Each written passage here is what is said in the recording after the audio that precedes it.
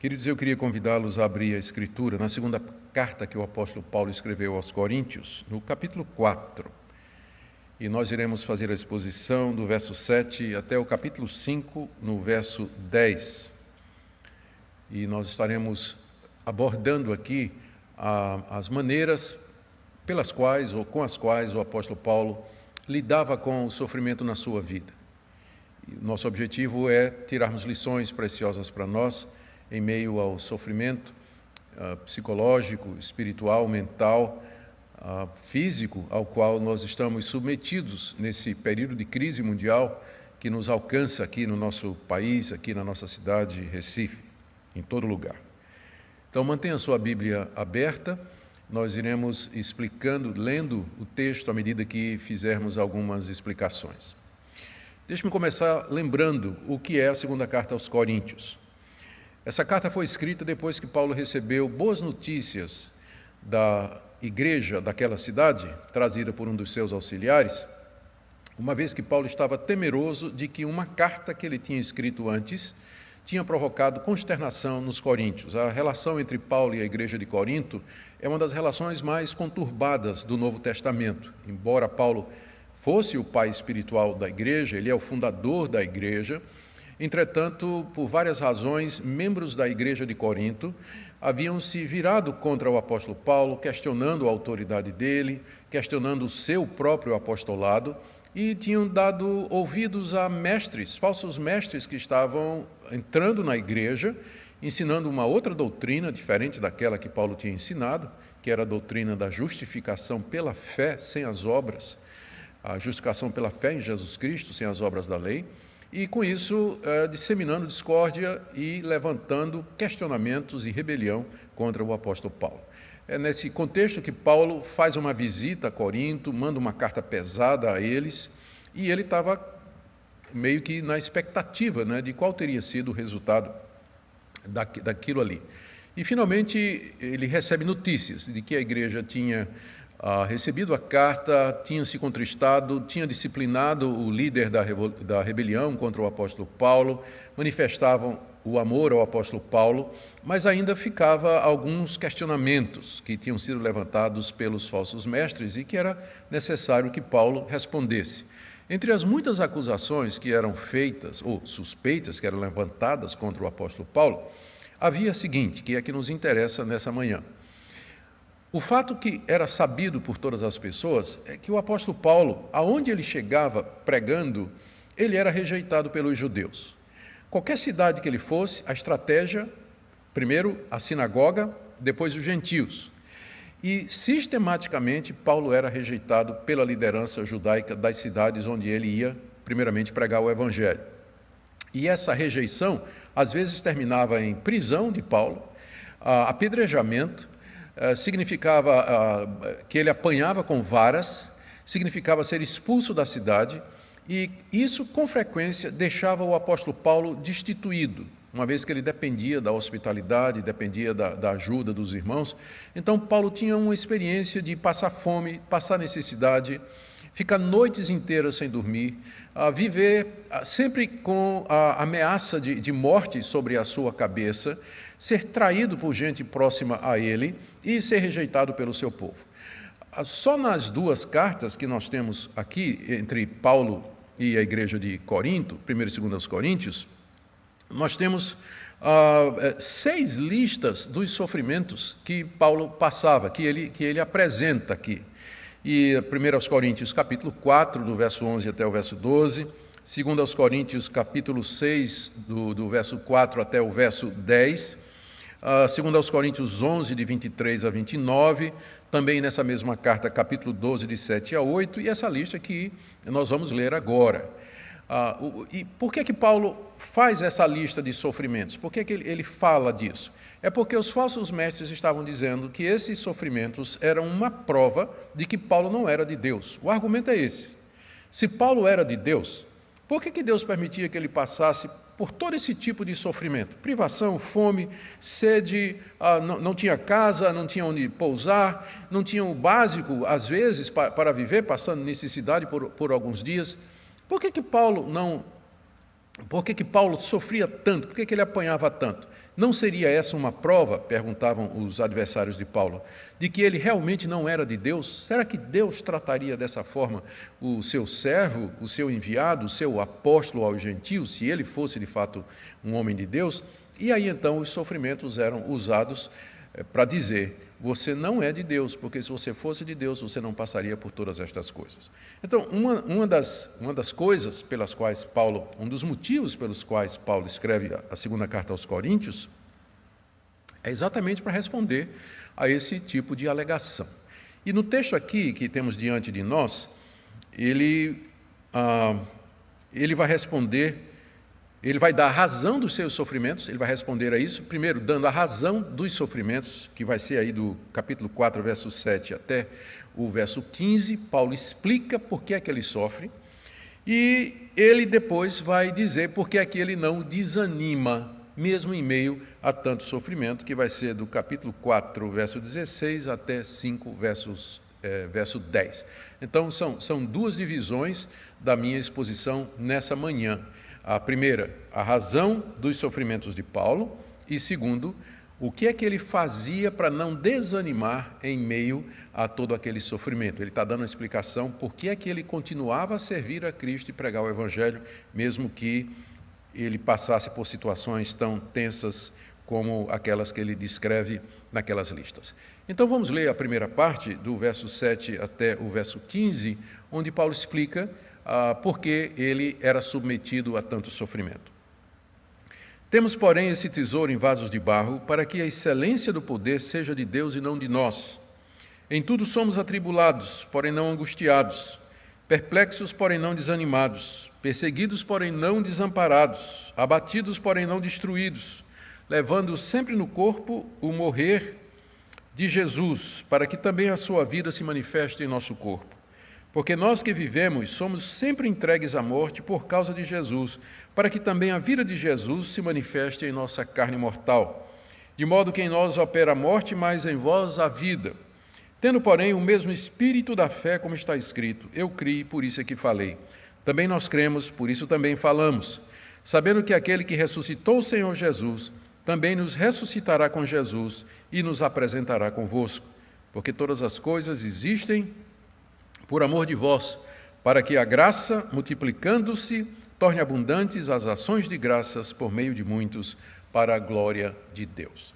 Vejamos as explicações, são 4 explicações que Paulo coloca aqui, para os sofrimentos. Por que é que Deus deixava que ele sofresse tanto? A primeira razão pela qual Deus permitia que Paulo sofresse é para que ficasse claro de onde vinha o poder do apóstolo Paulo. Está aí no verso 7. Temos este tesouro em vasos de barro, para que a excelência do poder seja de Deus e não de nós. O tesouro que Paulo se refere está mencionado no verso anterior, e que está ligado ao nosso verso pelo porém. O que é que ele disse no verso 6, o verso anterior? Ele falou que Deus é que resplandeceu em nosso coração para a iluminação do conhecimento da glória de Deus na face de Cristo. Ou seja, o conhecimento de Deus na face de Cristo, que é o próprio Evangelho, esse é o tesouro mais precioso que Paulo carregava no seu peito e no seu coração. Entretanto, verso 7, esse tesouro ele vem em vasos de barro. Essa era uma prática muito comum naquela época, em que não tinha a segurança dos bancos, ou, enfim, a segurança dos recursos de alguém. As pessoas pegavam o que elas tinham de mais precioso, como moedas, como objetos, joias e outras coisas que eram importantes para elas, e elas escondiam em vasos de barro. Por quê? O vaso de barro era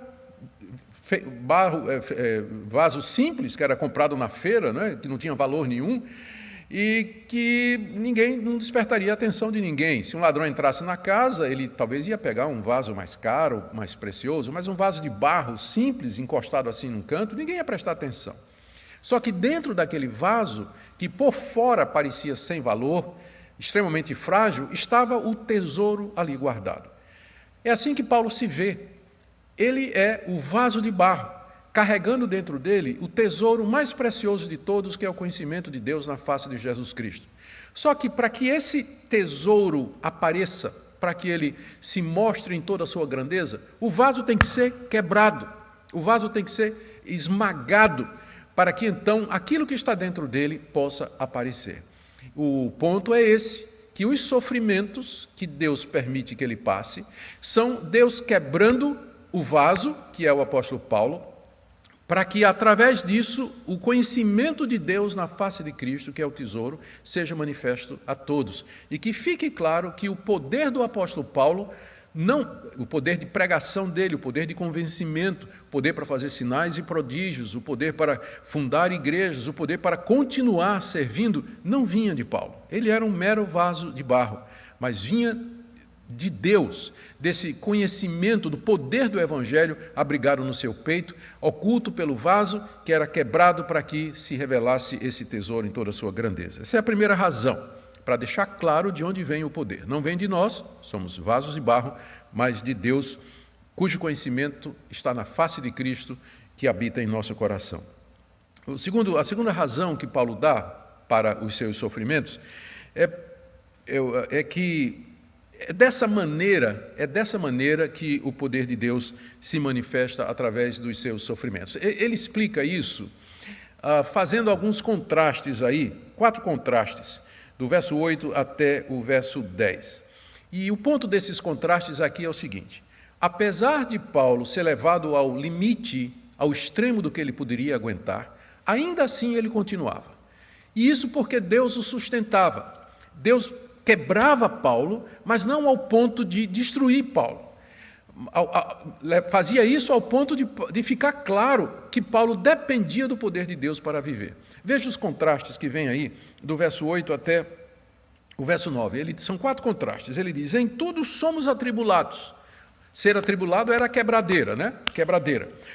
Porém, não angustiados. Paulo era atribulado, mas Deus não deixava que essa tribulação o levasse ao ponto da angústia extrema. Deus o sustentava. Segundo contraste, perplexos, porém não desanimados. Não poucas vezes Paulo ficou perplexo. Perplexo é confuso, incerto, sem entender uma situação, né? Espantado com alguma coisa. Não poucas vezes na sua vida Paulo ficou assim diante da intensidade dos sofrimentos que vinham sobre ele. Mas ele não desanimava. Perplexo, porém não desanimado. Deus não forçava a estrutura de Paulo além daquilo que Paulo podia aguentar. Ele podia ficar perplexo, mas a falta de compreensão, de entendimento momentânea, às vezes, do que é que estava acontecendo, não desanimava o apóstolo Paulo, porque ele sabia que Deus estava no controle. O terceiro contraste está no verso 9. Perseguidos, porém não desamparados.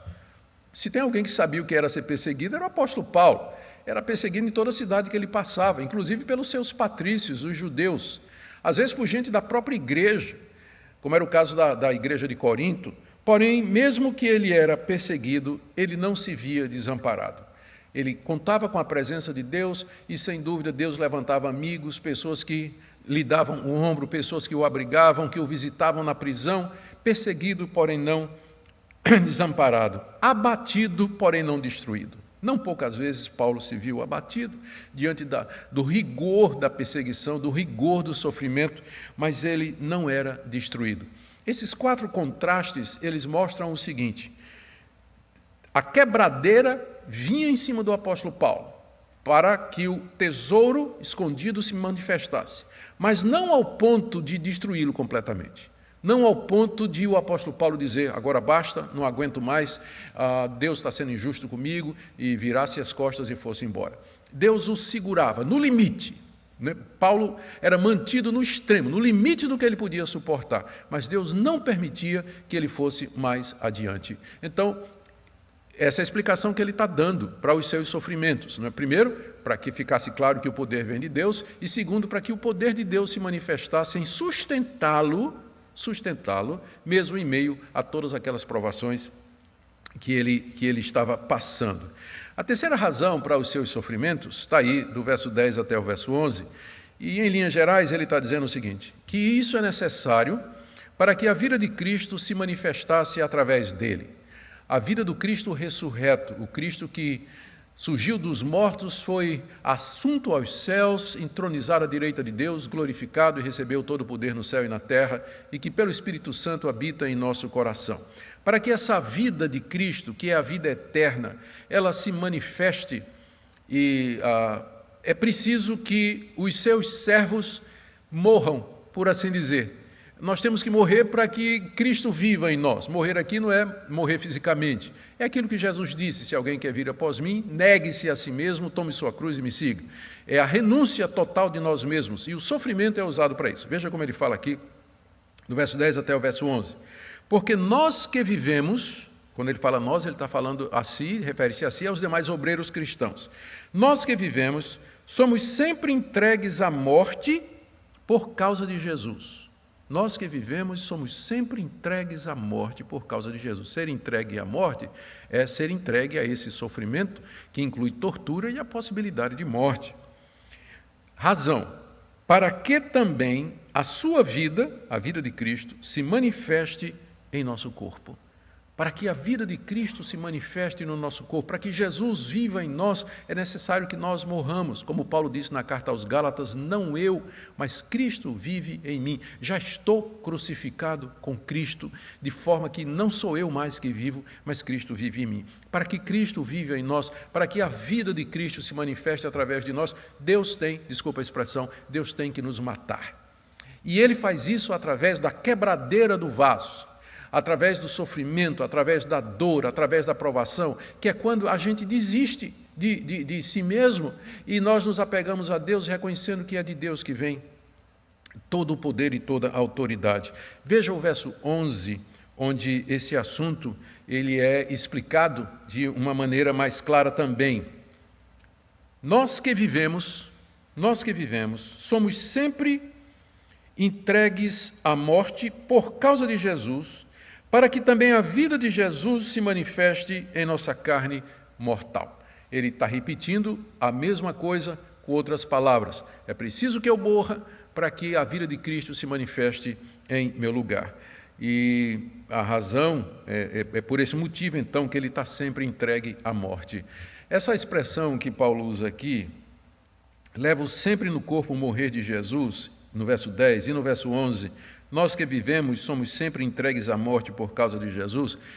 Quando leio essas expressões, eu sempre gosto de lembrar que Paulo, não gosto de lembrar, mas eu sempre me lembro que Paulo vivia como alguém condenado à morte. Paulo vivia como alguém que já tinha sentenciado a receber a pena de morte.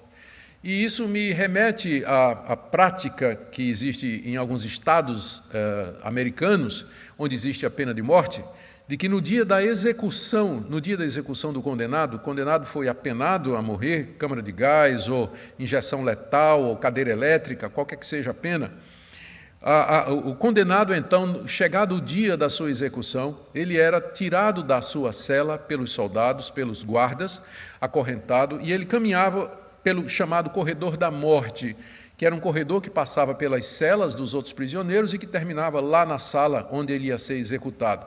E à medida que ele caminhava, os seus companheiros de prisão ficavam batendo nas grades e dizendo dead man walking, que significa homem morto caminhando. Ele não estava morto ainda, mas era só uma questão de tempo. Ele era um homem morto caminhando. É assim que Paulo se vê. A dead man walking, um homem morto caminhando. A sentença de morte pesava sobre ele constantemente. Para quê? Não que ele tivesse cometido algum crime, mas esse é o meio de Deus pelo qual a vida de Cristo brotasse da vida de Paulo. Para isso nós temos que morrer primeiro. Essa é a explicação número 3 que ele dá dos seus sofrimentos. A primeira é que é preciso que fique claro que o poder vem de Deus. A segunda é que o poder de Deus se manifesta em sustentá-lo no limite. E a terceira é preciso que ele morra para que a vida de Cristo se manifeste nele. E a quarta explicação é que é dessa forma que as ovelhas recebem vida através da morte do seu pastor. Verso 12. De modo que em nós opera a morte, nós, Paulo está falando como pastor, como pregador, em nós opera a morte, mas em vós, e agora está se dirigindo aos coríntios, em vós opera a vida. O pastor tem que morrer para que o rebanho possa viver. Ou seja, Deus usa o sofrimento para quebrar o pastor, para que a vida de Cristo se manifeste através dele e assim o rebanho seja alimentado. Porque o que traz vida ao rebanho não é a vida do pastor. Nós somos pecadores, nós somos indignos, somos corrompidos.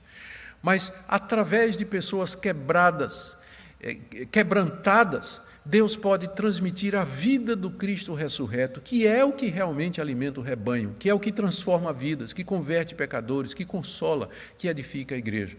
E nós temos que, então, ser submetidos a esse processo, até que nós desistamos de nós mesmos e permitamos que Deus atue poderosamente em nós. Eu vi uma vez uma história, que talvez ilustre bem isso, que teve um retiro de pastores, e numa região, num lugar muito bonito, onde tinha um açude, onde se podia nadar, mas tinha um aviso de que o açude era fundo, a partir de uma certa altura, que o pessoal se acautelasse. Mas ali, num desses momentos de lazer, um desses pastores mais afoito, né, começou a nadar, foi até o meio do açude, e lá ele sentiu cãibras. E quem sofre de cãibras, né, sabe como dói mesmo, né, como é difícil. E ele começou a afundar, né? Não tinha como nadar de volta, e ele começou a afundar. E começou a gritar e pedir socorro.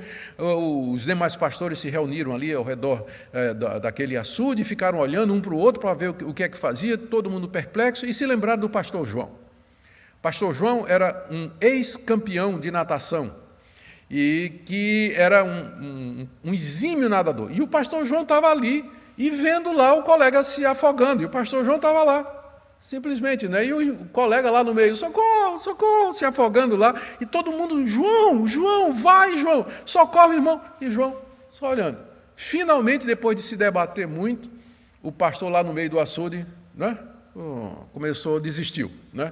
Começou a afundar, aí João tirou a camisa, pulou, deu 3 braçadas, chegou lá, gentilmente pegou o colega e trouxe são e salvo para a margem do açude. E aí os pastores cercaram João. Você é cruel, você é desumano, como é que você deixa você desde o começo você podia ter ido lá e salvado, por que você deixou que ele passasse por tanto sofrimento? E João respondeu, se eu tivesse ido enquanto ele ainda tinha forças, ele ia se agarrar comigo e nós dois haveríamos de morrer. Eu só poderia ajudá-lo quando ele desistiu dele mesmo. É exatamente isso que acontece nesse processo, essa quebradeira toda, esse sofrimento todo, é para que nós desistamos de nós, para que a vida de Cristo se manifeste em nós e, através de nós, abençoe tantas outras pessoas. É por isso que Paulo sofria. Então, essa é a primeira parte, essa explicação que ele dá aqui dos sofrimentos que ele enfrentava, não é? É que através dos sofrimentos Deus o mantinha humilde, quebrantado, dependendo de Deus, e assim Deus podia usá-lo poderosamente para instrumentação ou como instrumento de salvação do seu povo. Era essa a resposta que Paulo daria à insinuação de que os sofrimentos eram uma prova de que ele não era de Deus. A resposta de Paulo é, ao contrário, esses sofrimentos mostram que eu sou servo de Deus e que Deus tem que quebrar os seus servos para que, através deles, o seu poder possa fluir. Agora aqui, a partir do verso 13, eu tinha lido até o 15, agora a partir do verso 13, nós encontramos as explicações que Paulo dá, são várias explicações, são pelo menos 5, nós vamos por elas rapidamente. Paulo explica por que é que ele não desanima, mesmo em meio a todo esse sofrimento. E essa era a grande maravilha que uma pessoa que passava por tudo isso que o apóstolo Paulo passou, ele não desanimava. Quando a gente lê as listas aqui que Paulo coloca dos seus sofrimentos, eu confesso que se eu passasse por um terço daquilo que Paulo diz aqui que ele passou, eu não sei se eu ainda continuaria, eu não sei se eu teria condições de continuar pregando o Evangelho, sendo ministro do Evangelho. Por muito menos do que Paulo passa, muita gente já tem desistido do Evangelho e voltado atrás. Mas então por que Paulo continuava a pregar o Evangelho no meio de tantos sofrimentos? Como eu disse, são 5 ou 6 pontos aqui que eu quero ver com vocês rapidamente. O primeiro deles é que ele cria na ressurreição dos mortos. Ele cria que mesmo que os seus sofrimentos o levassem finalmente à morte, ele haveria de ressuscitar. Veja aí no verso 13 até o verso 15. Tendo, porém, o mesmo espírito da fé, como está escrito, eu criei, por isso é que falei. Também nós cremos, por isso também falamos, sabendo que aquele que ressuscitou o Senhor Jesus também nos ressuscitará com Jesus e nos apresentará convosco. Paulo aqui faz uma citação que está no Salmo 116, verso 10, onde Davi diz que, apesar de todas as circunstâncias adversas, ele não ia deixar de falar, de cantar e de louvar a Deus, porque ele cria nesse Deus, porque ele confiava em Deus. Paulo pega essa passagem e aplica a sua situação. Ele diz que tem o mesmo espírito de fé que Davi tinha. E aí cita as palavras de Davi, que são: eu criei, por isso é que falei. E agora ele traz a aplicação, aí no verso 13.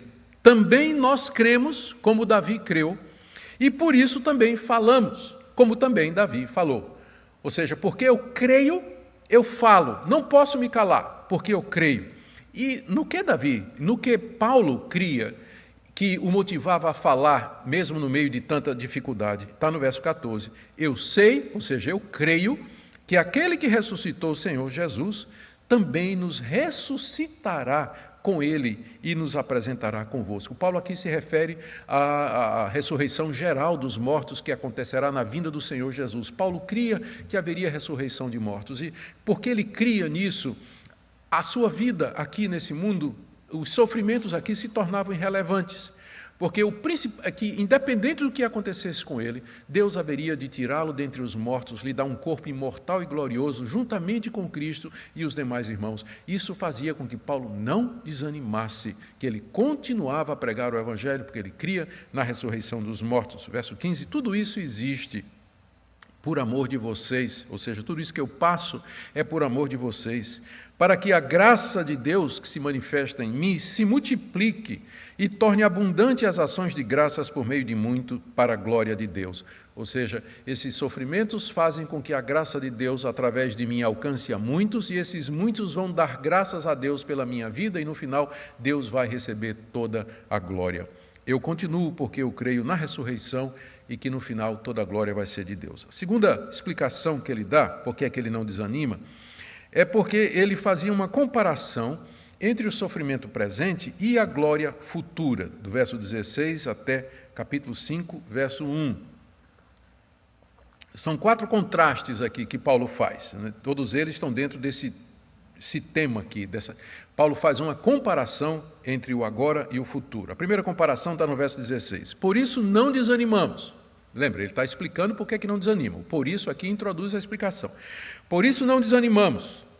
Pelo contrário, mesmo que o nosso homem exterior se corrompa, contudo o nosso homem interior se renova de dia em dia. Porque a nossa leve e momentânea tribulação produz para nós eterno peso de glória acima de toda comparação, não atentando nós nas coisas que se veem, mas nas que não se veem, porque as que vêm são temporais e as que se não veem são eternas.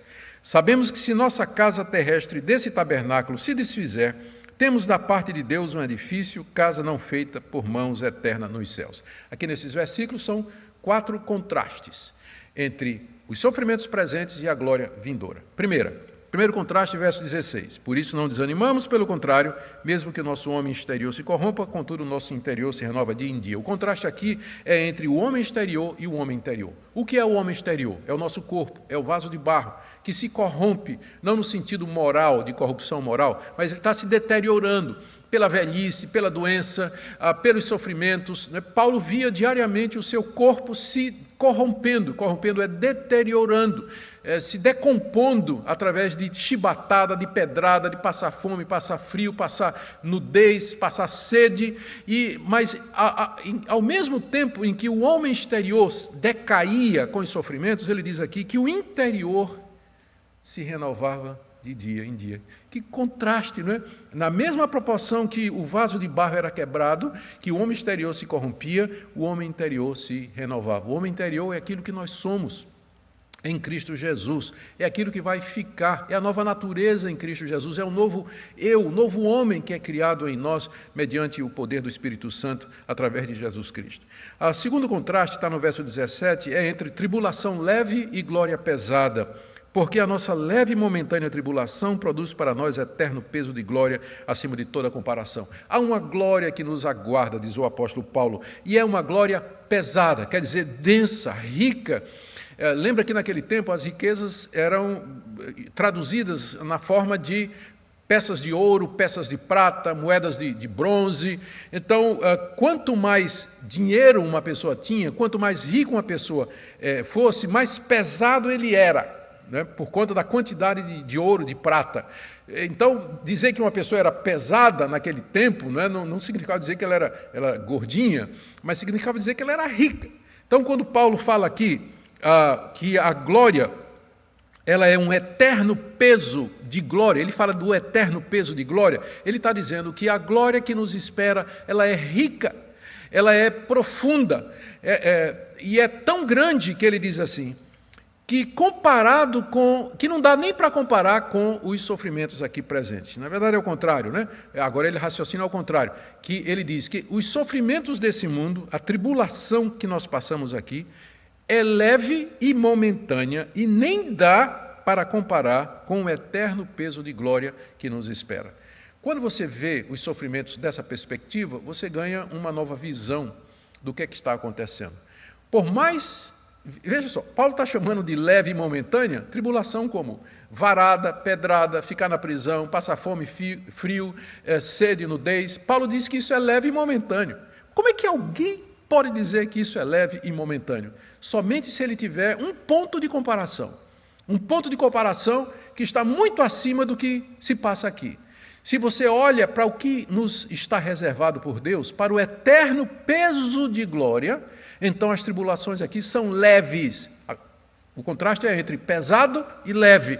Então, são leves as tribulações comparadas com o peso da glória que nos espera. Então, é vendo dessa forma que Paulo continuava. Ele não desanimava porque ele tinha a perspectiva correta desse mundo e do mundo vindouro. Terceiro contraste está no verso 18. Ele diz, não atentando nós nas coisas que se veem, mas nas que não se veem. Porque as coisas que se veem são temporais e as que não se veem são eternas. O contraste aqui é entre o visível e o invisível. O que nós vemos aqui, o que nós experimentamos aqui, faz parte desse mundo que vai terminar. E nós fomos criados nesse mundo, junto com esse mundo, para viver nesse mundo. E nós sofremos juntamente com esse mundo.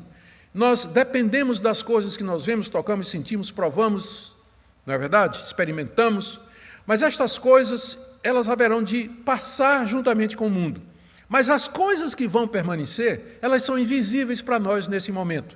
Deus é invisível, Senhor Jesus é invisível, a vida eterna é invisível, a glória pesada que nós falamos no verso anterior, ela é invisível, os que já morreram e que estão na glória também são invisíveis, os anjos que nos acompanham nos cercos e nos abençoam são invisíveis, todas as realidades que a Bíblia fala, que são eternas, que estão preparadas para nós, elas são invisíveis.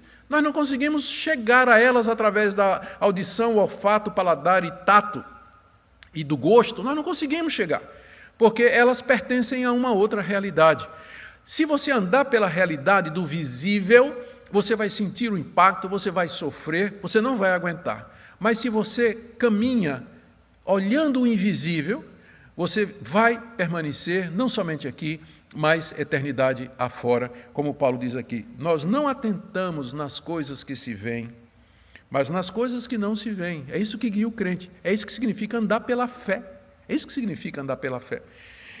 Nós não atentamos nas coisas que se veem, mas nas que não se veem. Porque as coisas que se veem, elas são temporais, elas são temporárias, elas pertencem a esse mundo, mas as coisas invisíveis, elas são eternas.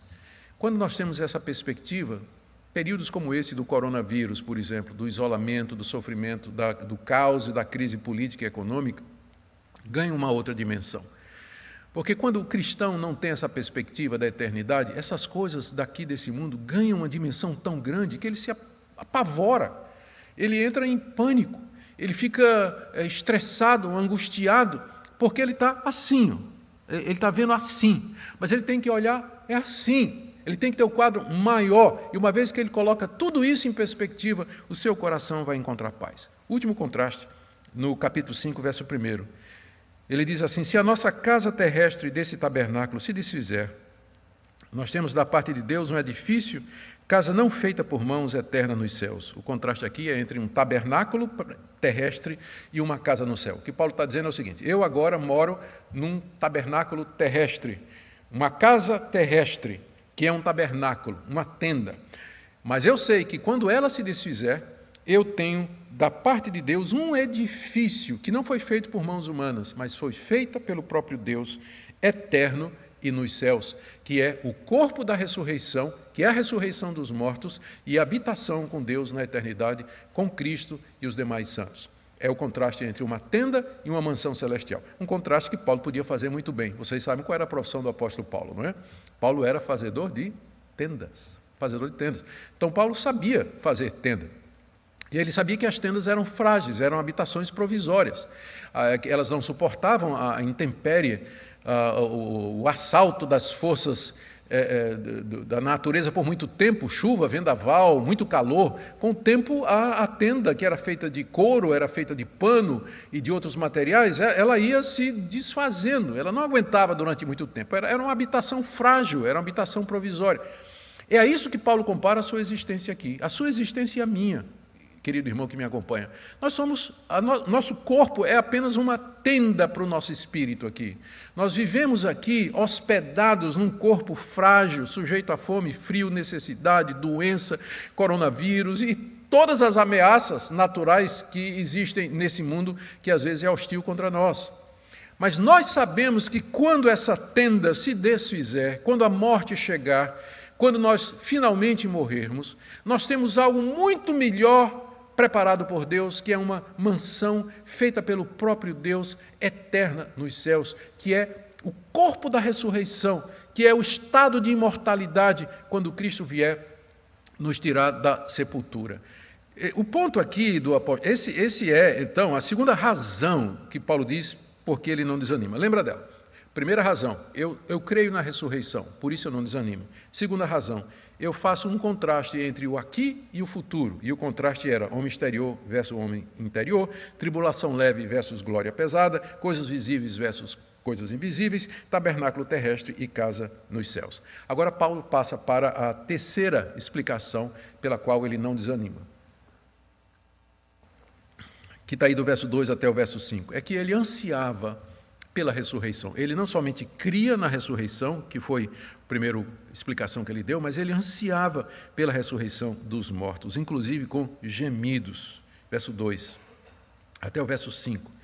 Por isso, nesse tabernáculo, gememos, aspirando por sermos revestidos da nossa habitação celestial, se todavia formos encontrados vestidos e não nus. Pois, na verdade, o que estamos nesse tabernáculo, gememos angustiados, não porque queremos ser despidos, mas revestidos para que o mortal seja absorvido pela vida. Ora, foi o próprio Deus que nos preparou para isso, outorgando-nos o penhor do Espírito Santo. Paulo diz aqui que ele anseia com gemidos por ser revestido dessa mansão celestial que Deus preparou para ele. Ele anseia com gemidos, ele quer intensamente, é isso que ele está dizendo, ele quer intensamente isso ao ponto de gemer. Você sabe o que é a gente querer tanto uma coisa que a gente suspira, né? Que a gente vive gemendo, né? E desejando aquilo no íntimo. Era assim que Paulo se sentia com relação à ressurreição dos mortos. Mas ele faz uma ressalva, que ele diz no verso 2, não é, que nesse tabernáculo nós gememos, aspirando por ser revestidos da nossa habitação celeste, se, todavia, formos encontrados vestidos e não nus. Ele faz uma ressalva dizendo que somente o crente verdadeiro pode ter essa esperança. O revestido aqui é revestido da justiça de Cristo. E depois ele faz uma ressalva para não ser mal compreendido, porque alguém pode dizer assim: ô Paulo, você está estimulando o suicídio, né? Porque se você geme, você anseia pela chegada, pela morte, né, para poder experimentar a imortalidade, isso aí não seria estimular as pessoas, de alguma forma, a procurar a morte como a solução alternativa final aqui? Ele faz essa ressalva no verso 4, dizendo: na verdade, os que estamos nesse tabernáculo, nós gememos angustiados, não porque queremos ser despidos. Ou seja, não é que nós queiramos a morte, mas que nós queremos ser revestidos. O anseio é pela imortalidade. A morte é o caminho. O crente verdadeiro, ele não anseia pela morte, ele não estimula a morte, ele não procura a morte, ele sabe que isso está nas mãos de Deus. Mas a gente sabe que quando ela chegar, pelo tempo de Deus, quando a morte chegar, nós seremos revestidos da imortalidade. E é isso pelo qual nós gememos, nós ansiamos e desejamos profundamente. E ele diz no verso 5 que foi o próprio Deus que estabeleceu isso. Olha que versículo lindo. Foi o próprio Deus quem nos preparou para isso, outorgando-nos o penhor do Espírito Santo. Todo crente verdadeiro tem o Espírito Santo. E o Espírito Santo funciona como penhor, uma garantia de que Deus vai cumprir as suas promessas. E é pelo Espírito Santo que nós gememos, esperando o momento da imortalidade, da ressurreição de Cristo, quando Ele vier e os nossos sofrimentos aqui terminarão. Tudo isso vai terminar. Pela graça de Deus, tudo isso vai terminar. Então, não desanimo, porque creio na ressurreição. Não desanimo, porque os sofrimentos agora não dá nem para comparar com a glória para ser revelada em nós. Não desanimo, porque eu vivo, na verdade, ansiando pela ressurreição. E não desanimo, porque eu fico esperando o encontro com Jesus, versos 6 e 8 a 8. Temos, portanto, sempre bom ânimo. Nota o tom, né? Não desanimo, temos sempre bom ânimo. Ele está explicando por quê. Temos, portanto, sempre bom ânimo, sabendo que, enquanto no corpo, estamos ausentes do Senhor, visto que nós andamos por fé e não pelo que vemos. Entretanto, estamos em plena confiança, preferindo deixar o corpo e habitar com o Senhor. Aqui o que ele está dizendo é que ele estava consciente de que, enquanto ele está aqui, ele está ausente do Senhor Jesus. Quando Cristo ressuscitou dos mortos com o corpo imortal, o corpo glorificado, ele marcou a separação física dos seus discípulos na ascensão. Ele levou os discípulos até Betânia, uma região fora de Jerusalém, e dali ele abençoou os discípulos, deu as últimas instruções e ele começou a subir aos céus no seu corpo ressurreto, de maneira visível. E por que houve esse cerimonial de separação? Porque Cristo queria estabelecer a sua separação física do seu povo. Depois que ele subiu aos céus, ele não voltou ainda, ele permanece nos céus. Ele só veio uma vez, que foi para aparecer a Saulo de Tarso no caminho de Damasco, para ali constituí-lo como apóstolo dos gentios. Fora isso, Cristo não voltou mais fisicamente. Nós não temos a presença física do Cristo exaltado e ressurreto entre nós. Paulo sabia disso. E Paulo queria muito estar com o Senhor ressurreto, mas ele está consciente de algumas coisas. Primeiro, no verso 6. Nós sabemos que enquanto estivermos nesse corpo, nós estamos ausentes do Senhor. Porque nós só vamos encontrar o Senhor fisicamente quando houver a ressurreição dos mortos. Quando Ele voltar em glória, nós formos ressuscitados e transformados, aí estaremos com o Senhor para sempre. Mas até lá, nós estamos ausentes dEle. Não espiritualmente, porque o Senhor está conosco, mas fisicamente nós estamos ausentes do Senhor, até que Ele volte. E por isso, nós temos bom ânimo, veja o verso 6, verso 7, porque andamos por fé e não pelo que vemos. Gente, como esse versículo precisa ser destacado. Nós andamos por fé e não pelo que vemos. Existe um tipo de cristianismo que tem sido pregado nos nossos dias que estimula o crente a procurar sentir, pegar, ouvir, ter experiências, como se isso fosse o auge da sua experiência espiritual aqui. Quanto maior a visão, quanto mais profunda for a voz, quanto com mais frequência você sentir alguma coisa, mais espiritual você é. Mas não é esse o padrão de vida cristã que Deus estabeleceu para nós enquanto nós estamos aqui. Aqui nós andamos pela fé, ou seja, aqui nós andamos com frequência, sem ver, sem sentir, sem ouvir, sem experimentar. Quantas vezes na minha vida eu passei dias sem sentir absolutamente nada, nada no meu coração, mas eu cria. Eu comparo isso a um avião, não é? Você está de avião, quem já viajou, sabe que está, de repente, um céu azul de brigadeiro, de repente, e o piloto está lá navegando, né? Ele está vendo tudo. De repente, o avião entra na nuvem. E aí ninguém está vendo mais nada, o piloto não está vendo nada. O que ele faz? Ele tem que ir pelo automático, ele tem que confiar, né, de que o piloto automático vai conduzir, mantendo a rota e tudo mais, mesmo que ele não esteja vendo absolutamente nada. Com frequência aqui, a nossa vida cristã ela entra na nuvem. A gente não está vendo, a gente não está sentindo, a gente ora, Deus não responde, a gente pede, parece que Deus não está atendendo, mas nós continuamos pela fé. Fé é a certeza das coisas que nós não vemos, é a garantia das coisas que nós esperamos, e é pela fé que os antigos agradaram a Deus, é pela fé que os apóstolos agradaram a Deus, é pela fé que os heróis da fé, da história da igreja cristã, agradaram a Deus, porque nós andamos por fé e não pelo que vemos. Portanto, Paulo diz no verso 8, entretanto, estamos em plena confiança, preferindo deixar o corpo e habitar com o Senhor. E é por isso que Paulo não desanima. Ele sabe que enquanto ele está aqui, ele está ausente de Cristo, fisicamente falando, porque ele anda por fé e não pelo que vê, mas ele aguarda aquele momento em que ele vai partir para estar com o Senhor Jesus. Última explicação do apóstolo Paulo. Por que é que ele não desanima? Porque ele tem consciência de que há um dia do juízo. Ele tem consciência que um dia Deus haverá de nos levar diante dele para julgamento. E muito embora o cristão já tenha sido julgado em Cristo, seus pecados perdoados, haverá aquele momento de encontro, como Paulo diz aí do verso 9 até o verso 10. É por isso que também nos esforçamos, quer presentes, quer ausentes, para lhe sermos agradáveis. Porque importa que todos nós compareçamos perante o tribunal de Cristo, para que cada um receba segundo o bem ou mal que tiver feito por meio do corpo. Paulo tem consciência de que Cristo, quando vier nos ressuscitar, quando vier inaugurar o novo céu e a nova terra, essa nova realidade, ele haverá de nos fazer comparecer diante dele, quando então ele nos dará conforme as nossas obras. A salvação é pela graça, mas a graça produz obras, produz mudança de vida, especialmente no que diz respeito ao corpo. Você notou a ênfase de Paulo ao corpo nessa passagem que nós falamos aqui? O corpo é como uma tenda, o corpo é habitado pelo Espírito, é sujeito ao sofrimento e morte. Enquanto estamos no corpo, estamos ausentes do Senhor Jesus. O corpo é aquele vaso de barro, é por isso que ele diz que quando Cristo vier, nós haveremos de dar conta do que fizemos através do corpo. Então, consciente disso, Paulo tinha como alvo agradar a Cristo aqui ou na eternidade, como ele diz no verso 9. Por isso que nós nos esforçamos, quer presentes, quer ausentes, para lhe sermos agradáveis, porque todos nós vamos comparecer perante o tribunal de Cristo. A consciência do juízo e do julgamento é que fazia com que Paulo não desanimasse. Ele não queria comparecer diante de Deus como um apóstata, como alguém que abandonou a fé por causa do sofrimento, alguém que um dia professou a fé em Jesus Cristo, mas virou as costas quando o sofrimento bateu na sua porta. Ele queria, naquele dia, estar aprovado diante de Deus. Eu quero terminar aqui com algumas aplicações. Eu prometo tentar ser breve.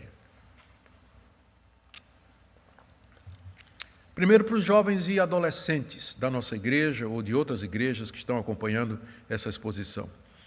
Aprenda desde cedo o que é que a Bíblia diz sobre sofrimento, privação, doenças e dores. Não nutra uma visão romântica da realidade do mundo, influenciada pelos filmes de Hollywood, influenciada pelos videogames, influenciada pelo contato com seus amigos ou por ideologias a respeito de um futuro róseo para a humanidade. O que acontece é que muitos jovens que foram criados numa bolha, cercados de conforto, cercados de coisas boas e de segurança, de repente eles batem de cara com na parede do sofrimento, da dor, da angústia, da doença inesperada, e eles não estão preparados para enfrentar a realidade dessa vida. Então, essa palavra aqui é para você, que a vida pode lhe dar muitas voltas e nem sempre você terá o conforto e a tranquilidade que seus pais estão lhe oferecendo. Então, desde cedo, aprenda a dura e crua realidade da nossa existência. Veja o mundo com os olhos de Deus, através da visão bíblica da realidade. Eu não estou dizendo que não tem coisa boa nesse mundo. Tem muita coisa boa, louvado seja Deus. Tem muita coisa boa nesse mundo. Mas não esqueça que elas são temporárias, elas são passageiras e que às vezes Deus nos tira dessas coisas. Ele quebra o vaso de barro para que através de nós a vida de Cristo possa fluir. Também uma palavra para você que está aflito, ansioso, temeroso. Querido, alimente sua mente e o seu coração com a palavra de Jesus. Não fique o dia todo nas redes sociais ouvindo bad news, notícias ruins, notícias histéricas, notícias alarmistas, especulações, porque a verdade é que a gente não sabe direito o que é que está acontecendo, nem o que é que vai acontecer. Se você passa o dia todo nas redes sociais, você vai se sentir deprimido, angustiado. Veja a estratégia de Paulo aqui. Ele olha a realidade a partir, ele interpreta a realidade dos sofrimentos a partir do referencial da vida eterna. Então, mantenha sua mente cheia, saturada com a palavra de Deus, com a realidade bíblica, que é a realidade, a única realidade, para que você não seja engolido pelo sofrimento, pela dor, pelo pânico. E, finalmente, vocês todos nós que estamos sofrendo com a pandemia, se você é de Cristo, não veja isso como um castigo, mas simplesmente como Deus quebrando o vaso para que a vida de Cristo se manifeste. Não julgue a Deus, não se ire, não se precipite no falar, mas aquiete o seu coração, mesmo sem entender, e seja perseverante, porque nós temos esse tesouro em vasos de barro, para que a excelência do poder seja de Deus e não de nós. Vamos orar. Ó Deus querido, nós sabemos que o Senhor nos quebra e nos faz de novo. Sabemos que o Senhor arrebenta a nossa segurança carnal, a confiança no homem, para que nós nos voltemos a Ti. Nós sabemos que o Senhor nos leva ao ponto do desespero, para desistirmos de nós mesmos, para então estender a Tua mão salvadora, que nos livra do afogamento. Quebra a nossa vida, Senhor, faz de novo, para que nós sejamos fiéis, tementes a Ti, perseverantes aqui nesse mundo. Consola Teu povo nessa manhã. Tem misericórdia das nossas autoridades, do nosso país, da Tua igreja. É o que nós pedimos no nome do Senhor Jesus, que foi quebrado naquela cruz em nosso lugar. Amém.